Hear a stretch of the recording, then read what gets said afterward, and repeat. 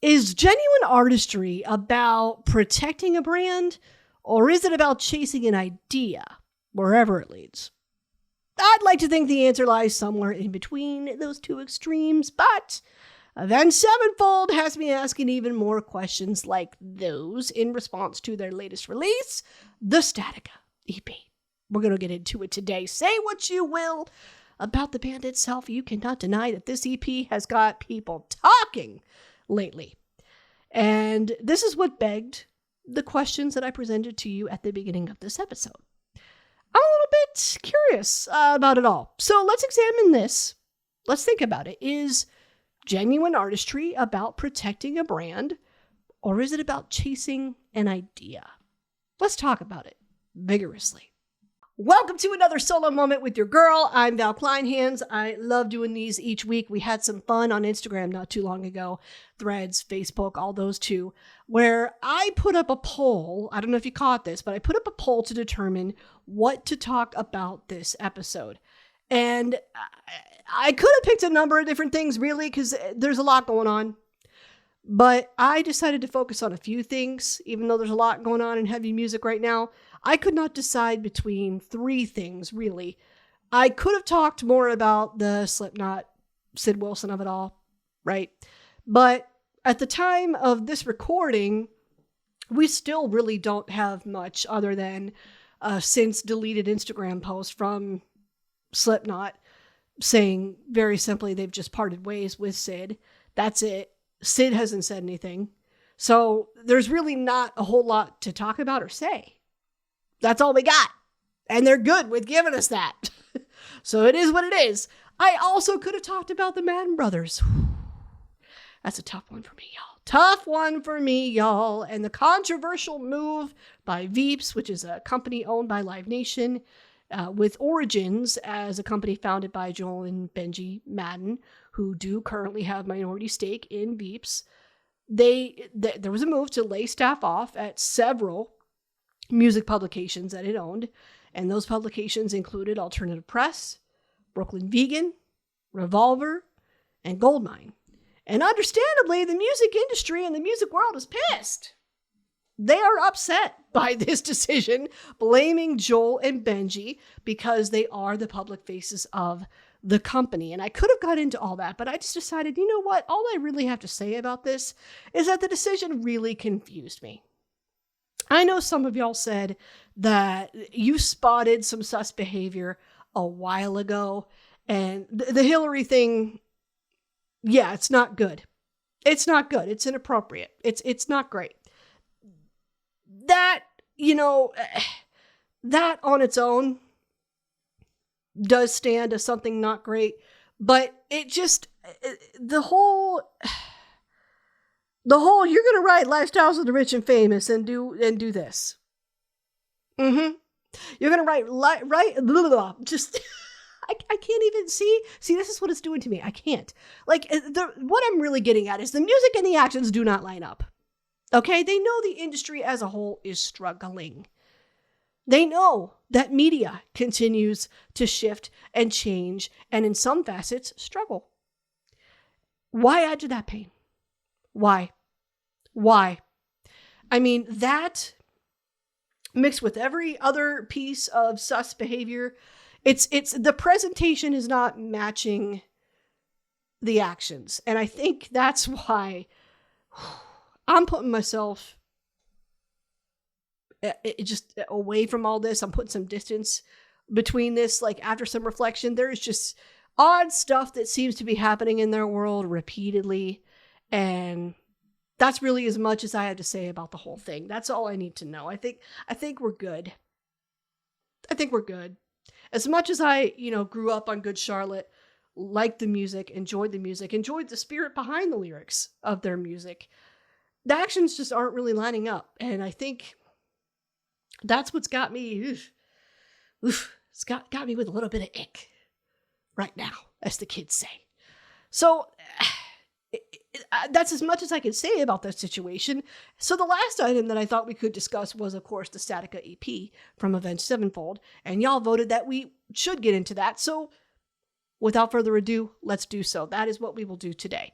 Let me start. I hope you know that in every solo moment that we have together, every little chat, one-on-one chat that you and I have together, I do like to provide you with some backstory as to my familiarity personally with the subject of that episode, just to make sure everybody's on the same page, just to make any potential bias clear before we get too deep into it. I don't want you thinking that this is going to go a completely different direction than it obviously should. So I will start by saying this. I very much prefer the older section of the Avenged catalog. I'm talking City of Evil. I'm talking the self-titled album from 2007. I'm talking Hail to the King. And then I kind of stopped paying attention after that. That's where I'm at. I remember Backcountry specifically. I remember it as being something fresh, new, exciting. Love the concept of the whole imagery and the Fear and Loathing in Las Vegas connection, but it wasn't a full connection, but it was a little bit of a connection. It was like a little bit of a taste. I enjoyed that. I enjoyed all of that coming together. And I don't know what happened after that with this band. I don't know what happened after that. They kind of fell off for me a little bit, but I still gave them some chances, but they kind of fell off for me when we were going longer and longer and longer with hearing that again. And I know that's not fair. I know that ain't fair. I'll back up a little bit. I got reintroduced when they were promoting the stage in 2016, because back then I was working in rock radio, and I remember thinking the Capitol Records building performance, that was a lot. And I did see them once live at Northern Invasion 2018, and it was an okay show. I understand that they have gone independent since all of this, and that, I believe, is most likely the right move for them. I guess what I'm saying is I always kind of expected better. I always expected better of them, and I found myself comparing everything they did after that, after Backcountry, to that song.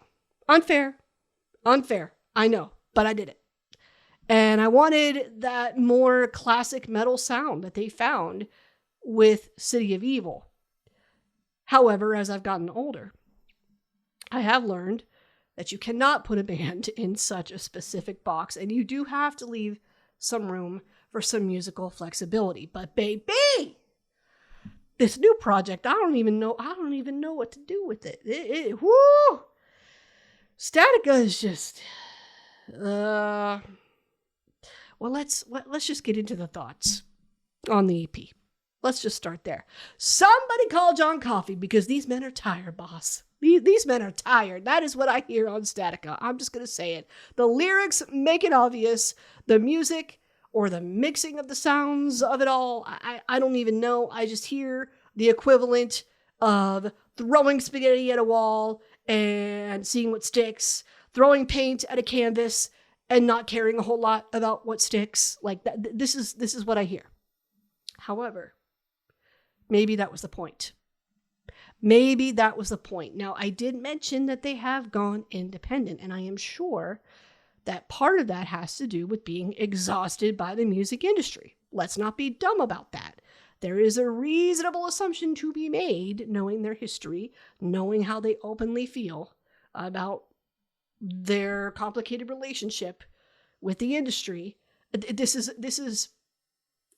It's a reasonable expectation, a reasonable assumption to make that this was born of that, right? Of just being tired. And that might be why the whole thing sounds like they're tired.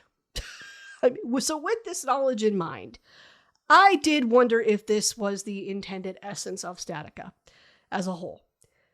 Is Avenged Sevenfold now saying this almost verbatim and showing this with the music? I mean, if you ask me, I think there is a strong possibility when you pay close attention. But let's get into what the internet says. The biggest complaint that I've seen so far is this doesn't sound like Avenged Sevenfold. And they're not wrong. A lot of fans are struggling with the heavy auto-tune effects on the vocals or whatever effect is on there. Electronic, synth-heavy production, that's new. That's going to take getting used to. Less emphasis on Sinister Gates' guitar work. That's a bummer, in my opinion. Some strange song structures that are just not really traditional hooks, takes a minute to digest. And a common criticism is that the experimentation sort of feels like it's replacing songwriting rather than enhancing it. And some reviewers have argued that the EP has ideas but lacks memorable moments. There are definitely people calling it their worst material, with some fans saying they expected a prank or a joke somewhere in here because the sound was that unexpected. Now, defenders, let's go to the other side here. Defenders of Statica are saying you're missing the point. And this is kind of what I was getting at to begin with. The positive reaction is basically, did everybody forget this is Avenged Sevenfold? This is kind of what they do. They have switched it up for a decade now or so. Fans defending it do point out that the band has been a bit restless. That's kind of, at this point, what they are becoming known for. City of Evil abandoned those metalcore roots. Let's be clear about that. I would agree with that. The self-titled album experimented a little more with some genres. The stage went a little more progressive. Life is But a Dream, that went even further. So the argument that Statica is the next logical step, that's kind of what they're saying. They're a band refusing to become a nostalgia act. That is what defenders of this piece of work are suggesting. Some fans who initially hated it have also, I've caught on to this, have said that repeated listens changed their opinion because they started hearing the underlying Avenged Sevenfold fingerprints beneath the electronic production. And you know what? Maybe they're right. Maybe.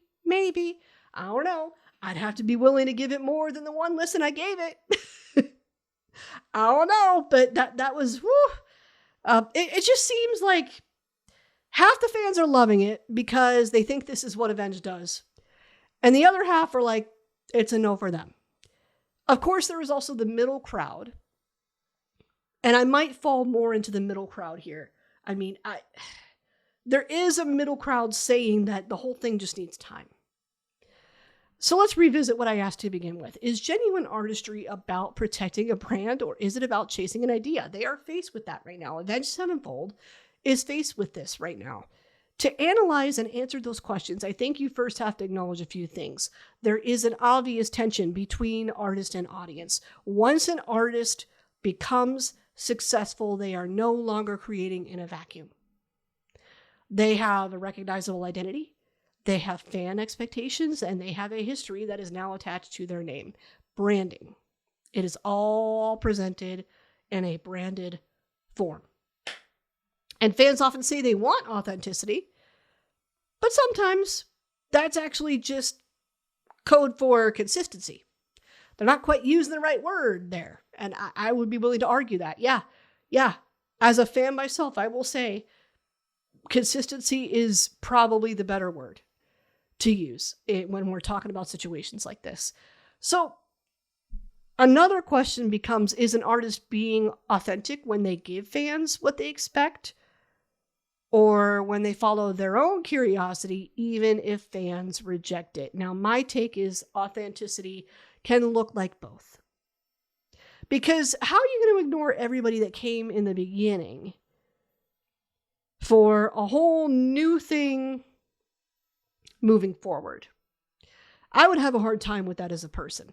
I think it's impossible to know what's true without being in the mind of the artist, but I do think that there is some nuance here. It can look like both. You can be authentic when you're giving fans what they expect, and also follow your own curiosity as an artist along the way. What I think is the more important question is, at what point does honoring your legacy become preserving a version of yourself that no longer exists? To me, that really ain't honorable at all. Like, you need room for everything. You need the roots and you need your evolution. And I believe there's a world where both can exist. Legacy artists do face a unique dilemma. And when I say legacy, I mean that Avenged Sevenfold is a legacy band in that they have an extensive history that has now surpassed multiple generations of fans. They have built this over decades. I am talking about time frame and time here.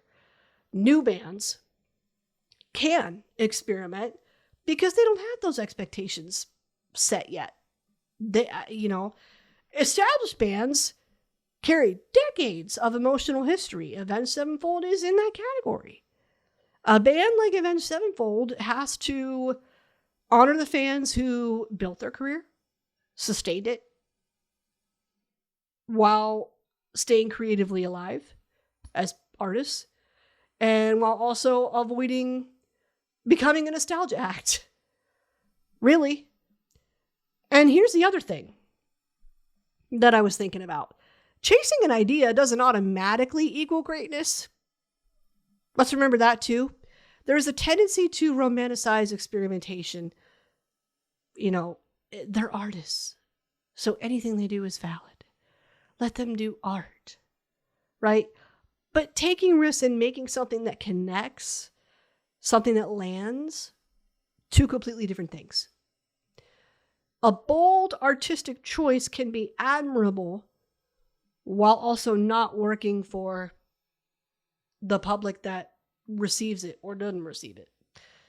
We can respect the courage behind a bold, creative choice while still questioning whether the final result lands.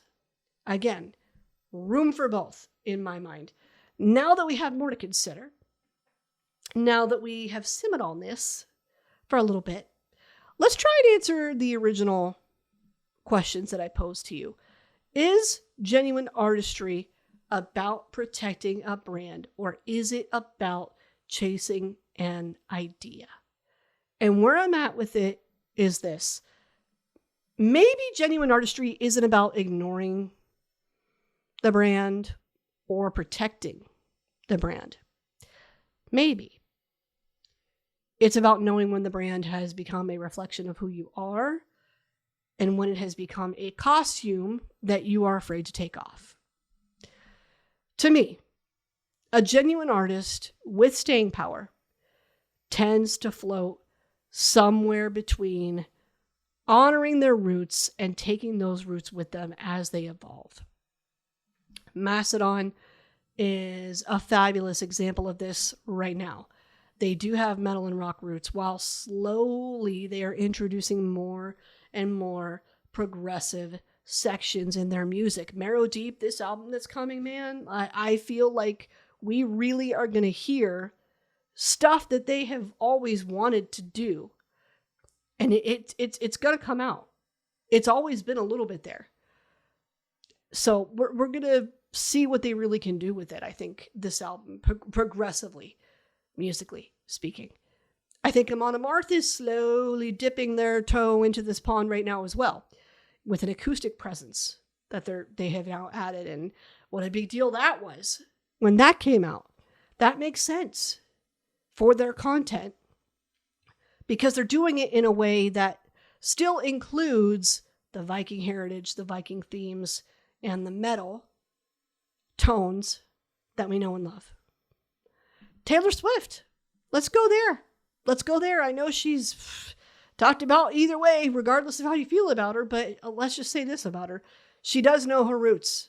She does. She knows that her roots lie in her songwriting and the way that she writes, regardless of whatever genre she decides to play with.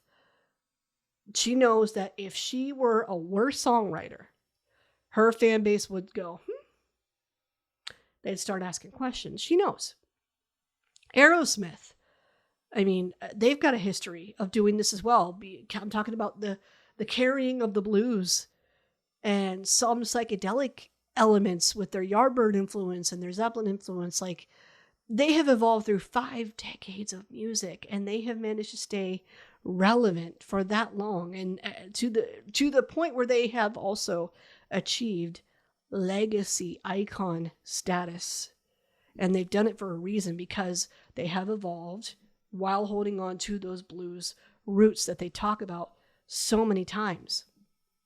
Typo Negative. I think, was doing this too. They carried psychedelic and, fun gothy sounds from 60s, 70s, 80s. I mean, they carried that into their entire career. You knew without question, this is typo negative. This is what they do. And yet you still, album to album, have moments where you could feel like they're being a little bit heavier, moments where you feel like they're being a little bit darker, moments where they're being a little bit sexier. There's there's variation within boundaries. They all held on to their roots while experimenting or differentiating album to album, song to song, musically, lyrically, along the way. Those are some great examples of artists who have done this without totally jumping the shark. And I think a big key to the ability to do this lies in knowing what your boundaries are with your audience and your fans. I mean, you have to know what their limitations are and keep that in mind while creating, because they're part of this too.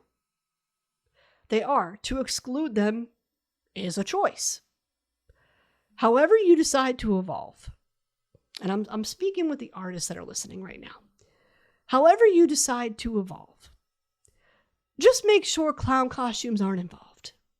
You know what I mean? Don't become the court gesture that does whatever your masters want you to do.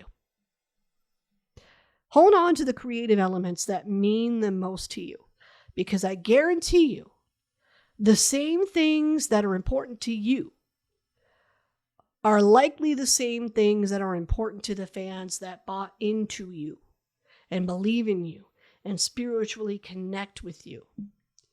And also be, flexible enough musically to let go of or introduce or experiment with anything new. I mean, like incorporating feedback or if it's nourishing a personal call to play, whatever, if you will. I mean, be flexible with that. They both require that flexibility that I'm talking about. That might just be the middle ground in all of this.